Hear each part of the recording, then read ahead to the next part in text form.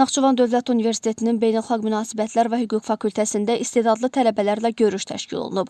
Görüşdə universitetin rektoru Elbur İsayev çıxış edərək tələbələr üçün yaradılmış imkanlar və dəstək mexanizmlərindən danışıb.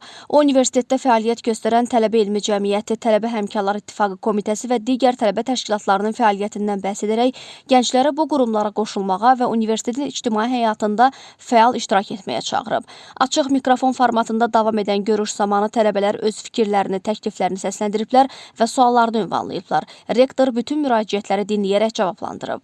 Tədbirin sonunda yeni yaradılan Tələbə İstedad Bankı layihəsinin təqdimatı keçirilib. Tələbələrlə iş və tədbirlərin təşkili bölməsinin müdiri Hüseyn İmanov layihə haqqında məlumat verərək bildirib ki, bu təşəbbüs 2000 tələbə arasından seçilmiş istedadlı gənclərin iştirakı ilə həyata keçirilib və layihə süni intellekt vasitəsilə idarə olunur.